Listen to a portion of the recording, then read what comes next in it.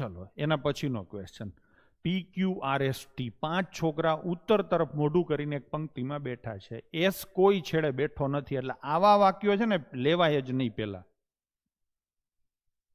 બરાબર છે. પણ હું શું સલાહ આપું છું કે આ બીજી વાર વાંચવા ન જવું પડે એટલા માટે આપણે લખતું જવાનું. શું લખવાનું? એસ છેડે નથી. ચોકડી મારી દીધી.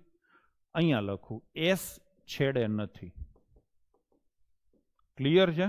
બીજું વાક્ય લઈ, આર ટી ની તરત ડાબી બાજુ બેઠો છે.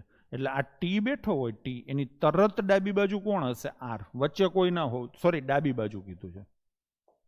ડાબી બાજુ કોણ આવશે? આર. વચ્ચે કોઈ ના હોવું જોઈએ. ટી ની એટલે ટી જ પેલા બેહાડવાનો, કોઈ દી ભૂલ નહીં પડે. પી ની જમણી બાજુએ, હું અહીંયા બીજું વાક્ય લખું, આ પી છે એની જમણી બાજુએ કોણ છે? ક્યુ. બસ થઈ ગયું. આગળ જઈશું. અને આવ્યું ને પાછું, અને કે જે બહુ આવશે. અને એટલે કોણ? ક્યુ. પાછું આ વાક્ય પકડો, અહીંયા વાક્ય પૂરું થઈ ગયું. ક્યુ એસ ની ડાબી બાજુએ બેઠો છે. અહીંયા જ લ્યો, આ એસ છે એની ડાબી બાજુએ કોણ બેઠો છે? ક્યુ. બધા વાક્યો મેં લાઈનમાં વાંચતો ગયો ને અહીંયા લખી નાખ્યા 1 2 3 ને 4.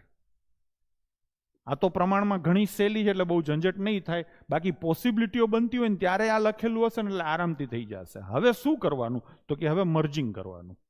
બે જણા કોમન હોય ને એવા વાક્યો પકડો. આ બેમાં કોણ કોમન છે? ક્યુ. એટલે સીધે સીધો એસ અહીંયા સેટ થઈ જાય. એટલે આ તો પતી ગયું. હવે એણે શું કીધું છે?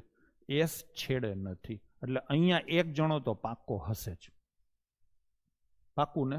હવે આ આર ટી ને હું અહીંયા બેહાડું તો અહીંયા એક જણો કોણ આવે? નો મેળ પડે. એટલે તમારે આ આર અને ટી ને અહીંયા જ બેહાડવા પડે. થઈ ગયું કે નહીં? બસ પતી ગયું. PQSRT.